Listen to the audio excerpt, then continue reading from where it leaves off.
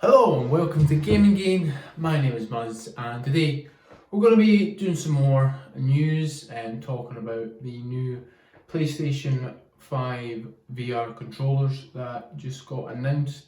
If you watched my channel before, you know that I do a lot of stuff on VR, whether it be playing games or doing some updates on the latest kind of stuff that's happening in VR.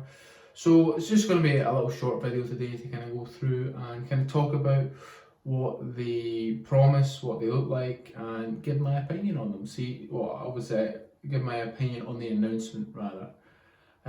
So next gen VR on PlayStation 5, the new controllers, and they look straight off the bat. They look so much better than this. Now, the Move controllers have been with us for a long time now, and I think they have more than served their purpose at this point. They are good for sword fighting games because it actually feels like you're holding a sword, the hilt of a sword. But for the boxing games, especially shooting games, it just feels awkward. They just don't have that kind of feel to them to kind of immerse you fully in the game, to make you think that you're holding anything other than a sword, really. So they look in line with kind of what the Oculus and the Vive have done. So this is just a paragraph kind of detailing that they want to show off, release it. So the design, the first thing you notice with our next VR controller is the unique design, which takes on the shape of an orb that allows you to hold the controller naturally while playing with a high degree freedom. There are no constraints with how you're moving your hands, providing developers with the ability to create unique gameplay experiences. Straight away, they look so much more comfortable. And in one of my previous videos, I talked about having two joysticks on each controller, which they have went ahead and done, which I'm so happy with. I think that is just going to allow the developers to take more chances and kind of create more fuller games. And the movement, they won't have to come up with like a swing your arms movement. They can just put it on the joysticks, and maybe the combat is to do with, or everything else is to do with, your hand movements and stuff like that. But straight after that, they look very, very nice. They look very sleek, very in line with the let's say the VR controllers that are out for the more advanced headsets in the market. We also designed the new controller with great ergonomics in mind, so it's well balanced and comfortable to hold in each of your hands. We applied learning from tested users with a range of height sizes, which is good because I have little baby hands, so hopefully they fit nicely in there, as well as decades of insight from pros across our PlayStation platforms. The result was an iconic design that will change how VR games are played. I wish people would stop using, especially companies like iconic. Like, it's not released yet. It's not iconic. Iconic is like Super Mario, iconic, Sonic, iconic. Something that you're just about to release is not iconic. But that's just a little gripe about the wording.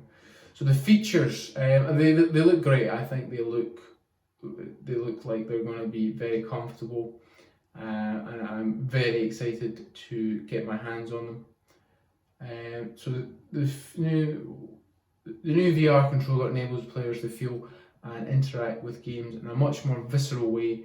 There are several features, including features from the DualSense controller, which match our vision for what next generation VR can be. And we'll get into that. So taking it bullet points at a time, adaptive triggers. Each VR controller left and right includes an adaptive trigger. Buttons that add pliable tension when pressed, similar to that what's found in the DualSense controller. I think the best thing about the PlayStation 5 is the DualSense controller and those triggers. The triggers, I played it in the Astro's Playroom, and it just adds something a little bit extra. When you're pulling back on the bow and arrow, you actually have to, press down a little bit harder to pull it all the way a bit back. Or when you're firing the machine gun, the trigger's going, vibrating with it. It just adds that little bit extra that immerses you in the game, and it's going to add a lot to VR, which already has a huge advantage of having you in the world. So I think that is a big jump. It may seem small, but I think that will be very good for VR. Haptic feedback, the new controller will have haptic feedback optimized for its form factor, making every sensation in the game world impactful, textured, and nuanced. Is that how you say that? I'm pretty sure that is. So again, this is going back to the controller, the DualSense. The vibrations in the controller depend on what kind of action you're doing or surface you're on. Like in Astro Playroom, which shows off I think the controller very well. If you're on sandy, the vibrations are kind of light and all over the place. If you're on something that's a bit harder, it's more impactful, it's more tough on your hands. And again, it's just going to add to the immersion of the PlayStation VR system, the virtual reality, the virtual world that you're in. Finger touch detection. The controller can detect your fingers without any pressing in the area where you place your thumb, index, or middle finger. This enables you to make more natural gestures with your hands. Yeah, with this, some games you hold the back button and your whole hand grabs, and it does a not bad job of mimicking what you would do in real life, but it's not perfect. I think this is certainly, again, in line with what is out there currently, and I wouldn't expect anything less. But it's going to be cool. It's going to be a new experience for me as someone who is using the Move controller for VR. So I'm looking very much excited to that. Tracking. The VR controller is tracked by the new VR headset through a tracking rig across the bottom of the controller. Hopefully that means you can actually turn around and you don't lose the. That was always the big complaint with the PlayStation VR, is that you need to have it. You can only interact with stuff that's in front of you. If you turn your head or you turn your controllers around, then the camera doesn't pick it up. So I'm hoping for the ability to just even do like a interact with stuff behind you and not have to worry about losing the tracking of the camera. So action button, analog stick. So it looks like, I'm not going to read that because you can see it here. It looks like it's just a controller. It's kind of like split in half. So instead of having all the face buttons on each controller, they've got the square and triangle on the left hand one and X and circle on the right hand one, with dual joysticks, which I talked about. I think that is a huge step, and I am very much impressed with what that is. And that is it.